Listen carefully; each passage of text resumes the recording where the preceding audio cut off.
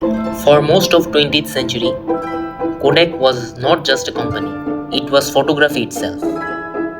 If people wanted to capture their memories, they usually entered Kodak's world: the camera, the film, the prints, and the photo album. Birthdays, weddings, family vacations, graduations, millions of ordinary moments pass through Kodak's products. But the same company that once dominated photography became one of the most famous business failures in modern history. And the strange part is this: Kodak did not fail because it failed to see the future. In 1975, inside Kodak's own research lab, something happened that should have changed the company forever. A Kodak engineer helped create one of the first digital cameras, a device that could take pictures without film. Yet, decades later, in 2012, Kodak filed for bankruptcy protection. The company that helped define photography had been crushed by the future it once discovered. So the real story is not Kodak missed digital photography. That explanation is too simple. Kodak's deeper failure was that the future threatened the business model that made it rich. To understand Kodak's collapse, we have to go back to a world before smartphones, before cloud storage, and before every person carried a camera in their pocket.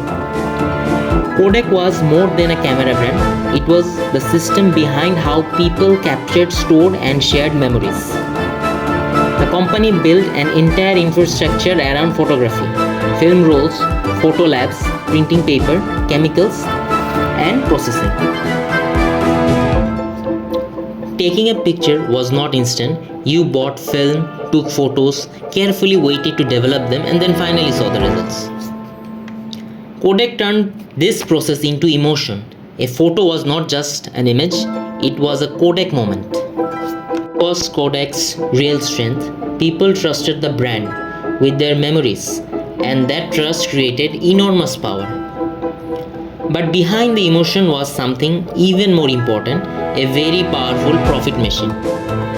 Kodak did not make its biggest money simply by selling cameras. The camera was the beginning. Once someone owned a camera, they needed film. After using the film, they needed development. After development, they wanted prints. This meant Kodak could earn money again and again from the same customer. Every roll of the film kept the machine running. Every picture created another small transition. More film, more processing, more paper, more chemicals. This was not just a product business, it was a repeat purchase system built around human memory. For decades, this engine worked beautifully. Kodak had brand power, customer habits, retail distribution, and emotional loyalty. Then digital photography arrived, and it broke the loop. At first, digital photography looked weak.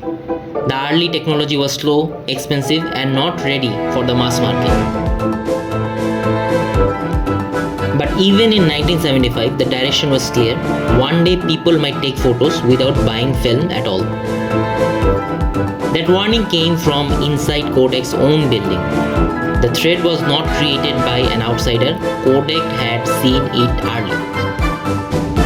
The first digital camera was not elegant. It was bulky, experimental, and far from the sleek device we use today. But the idea behind it was revolutionary. Photography no longer needed film. And for Kodak, that was the problem. Film was not just another product, film was the center of the empire. Digital photography was not just a new technology, it was an attack on Kodak's most profitable business. This created a brutal trap for Kodak's leadership. Move too fast and they could damage their own film business. Move too slow and someone else would own the future. If Kodak pushed digital aggressively, it risked technology customers to stop buying film, the product that fueled the company. That meant short-term pain, less film, less development, less printing, less of the revenue Kodak depended on. So Kodak had a reason to protect the model. The past was still profitable, the future was still uncertain. But protecting the past came with a cost. While Kodak hesitated, the market kept moving. This is where many great companies fail. They do not always ignore change, they delay committing to it. Kodak was trapped by its own success. The very business model that made it powerful made it harder to transform. Kodak tried to participate in digital, but too often it treated digital as an addition to the old business.